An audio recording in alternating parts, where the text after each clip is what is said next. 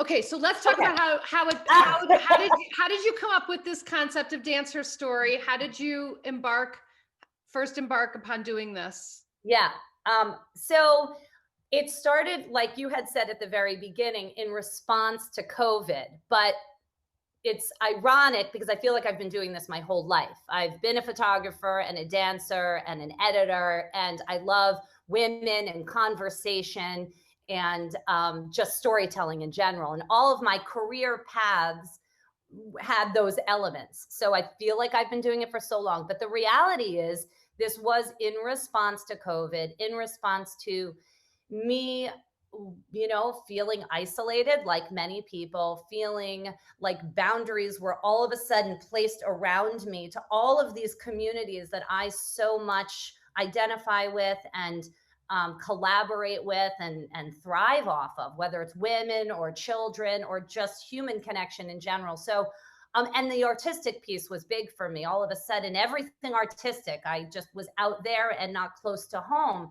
So I just thought, how can I, do something where I can feel creative, connected, artistic, and fulfilled, but also serve other people in the process. So I started with my first sort of entry into it. I asked 8 other women alongside myself to create a movement story about COVID and our experiences in COVID and what that felt like at that time. We had only been in a couple of months. So they dove in with me. We titled it 9 Women. And it was really just about that. It was about the emotions that were living inside of our body. Where were they? It speaks to the movement story. Like, does the trauma and the unbelievable, just profound feeling of this moment, where is it living and how can we move it through? So through a lot of conversation on Zoom, which felt beautiful because it brought together community, and that solved one piece for me. I was like, okay, this is community, this is women, this is storytelling, this is bravery, this is vulnerability, it's musical. So they all, videotaped their own clips around this with a lot of like guidance and dialogue between all of us. And then I edited it together and I thought it was beautiful. At the end, we all watched it, we cried, it was a great experience. And I knew right then that I wanted to do it. This was everything that I love all in one. And I was like, okay. So I started reaching out to every woman I know. You want to do it? You want to do it?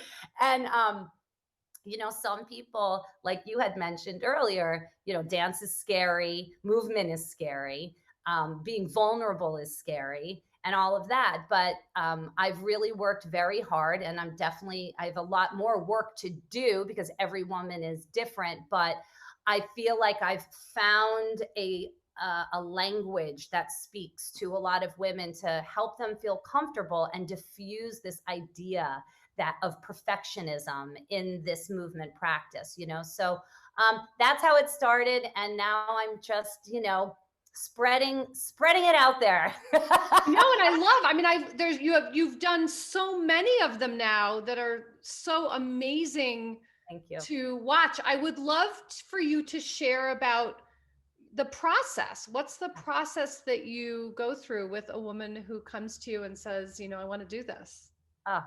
Great. So it's 3 parts, really 3 sessions. The first session, well, let me start by saying, if someone comes to me and says, I'm interested in doing this, wonderful. I send them some questions to start thinking about, what is the story that they want to tell? Because it looks, obviously, everyone has their own story, but it's also not necessarily a life story. It could be a moment. It could be, I got divorced and I want to tell that story.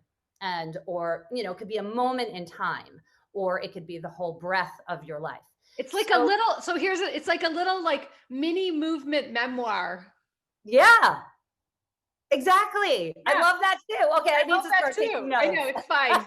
Can we write that in the chat? Not at all. But it is. That's beautiful. Okay, yeah. So then they have a little bit of, idea going. And then when they come on Zoom, it's an hour and we're like productive. We kind of get into it. So the first 40 minutes really is about, me listening to the story, understanding where they're coming from. And once I get it, then we look at the story and we define the chapters of the story. And that's really important because those chapters, it's like writing a book.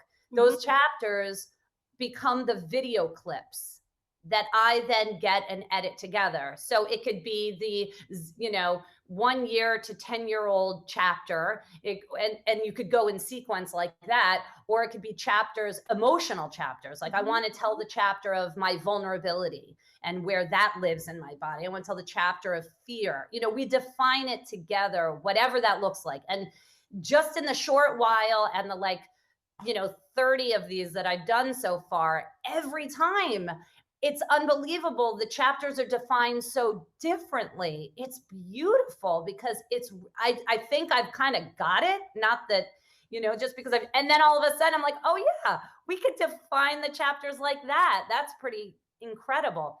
So we define them. And another reason that defining the chapters are so important is because it gives focus to the movement. So let's just say, for example, just for simplicity's sake, if someone were looking at the first, like that woman I actually spoke about earlier, she went in chronological order, and her early years, she felt really stuck. That was the emotion that kept coming back to her when we were talking about it. Like I felt stuck. So then we say, okay, what does stuck look like in your body? What does that look like? So for someone like you, even, right, who has this idea of what dance should be, this is not that. So this is part of how we kind of I diffuse that idea. We create gestures together that are very simple right there, that would look like stuck. So, it's just from your head to your shoulders. It's very simple. And at that point, we're comfortable. We've talked about the story, and there's a real safety. There's a feeling of safety in the room, on the Zoom. Yeah. And so we look at stuck, or if it's vulnerability, or if it's anger, or if it's happiness, whatever the emotion is. So we kind of go through that journey together. That's all session one. And the last piece of session one is we just talk about the logistics of what happens next. So what happens next is the woman would create their video clips. So each chapter, they will send me a clip. Maybe it's a minute, maybe it's 2 minutes long of footage, maybe it's shorter. So those chapters can be anything. It's amazing because the questions are the same. What do I wear? What environment? And all that. And I keep saying it's not a performance. There's no costume here. This is about you in your authenticity. And if, let's say, stuck. Okay, so your chapter is about stuck. What environment would best support that? Would it be the park? Would it be your closet? Would it be sitting on your bed? Would it be on the floor? Would it be in a corner? Like what environment? And that's where you should do that movement. So it can be anything, the environment and what you wear. It's like very casual and raw. It's just like a t-shirt and sweatpants or whatever you feel most comfortable. So all of that is defined and talked about. So between session one and session two, I get those video clips. They start to come in and I start to edit them together. And then session two is about me showing where I'm at in the editing process to say, how do you feel? Does this tell your story accurately? Do we need to subtract, add? It's really just a moment of feedback. So we do that. And then between session 2 and 3 is when I get more clips, or I redefine or restructure the video, or it's the same, maybe just with a few tweaks. And in session 3, we view it together and talk about the process and title it, and it's a really nice, interesting moment because that third session has been so different. Some people, it's hard to watch yourself in that way. Right. When do we ever get a chance to do that? Right. Not often. Because she has made these incredible videos with women about their own personal stories.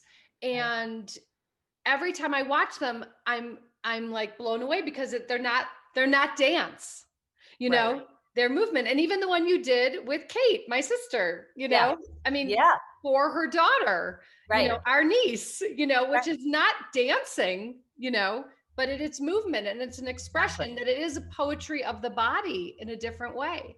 Oh, I love that. I think I might steal that if that's Take it. okay. It's yours. It's yours. It's yours. Poetry of the body. But it is That, like yeah.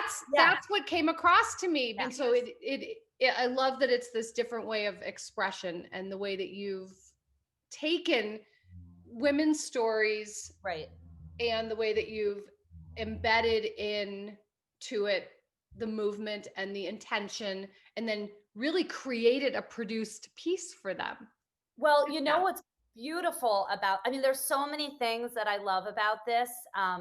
But one of the things and that you're mentioning, and I want to elaborate, is that no matter what our life experience is, and no matter what the story is that we're telling through movement, no matter how traumatic it has been, or sad, or celebratory, whatever it is, you walk away with an artistic visual representation of what your story is. So Right. to your point, like, you look at it and it is beautiful, not just because, not even close to because I edit it the way I do. It's because they're being authentic, they're being truthful and honest. And that also, we really talk about that when we meet in our first session, about the beauty and the importance of being authentic in this, that it is your story, no matter how difficult and profound. If they're there, they're wanting to do it. So Right. just do it. We got to do it and do it right, And so it's like this incredible opportunity to say, you know what, no matter how difficult that was in my life, I rose. I'm I can survive. I'm a survivor. Yeah. And I have this beautiful piece of art. The other piece of this, whether it's private, whether it's something that's going to be kept private or something that's going to be made public, regardless of those two pieces, there is something about being witnessed, Mm-hmm. and the video brings in the witness. That's right. And it really allows us to see ourselves through a different lens. We get to have a different perspective that we don't often allow ourselves to have.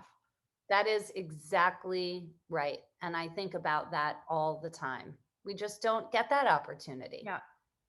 I've been in this experience, this movement practice experience with women for many years. It's kind of become my religion. And when COVID hit, that no longer exists. But for years, it's about moving through our intuition, letting it guide us, and we witness one another and give and talk about what we've seen. I saw this in your body. Is this what you're trying to do? It was all about the witnessing of. But this allows you to now witness yourself. Exactly what you're saying. And it can be very, yeah, it can be confronting. right. Well, I also think because, as much as, and I'm sure that there is a connection here, as much as we, or I, may have a certain kind of relationship to the way I perceive dance or movement, historically, there is a whole other component around women and our bodies. Mm-hmm. And so, you spoke a bit about, eating, whether it was, disordered eating, and doing a piece around that. But there's a whole other confrontation that happens with women about, and I don't even mean just women, I'm just going to say people, Mm-hmm. around our bodies, let alone our bodies moving through space. Right. 100%. Yeah. There's that judgment Mm-hmm. that can be laid upon us, but there's a lot to learn in that. There's a lot to learn about forgiveness and Yes. acceptance and Yes. acknowledgement. And it's confronting in so many ways, but if one is willing to do it, it can be a really profound experience. Yeah.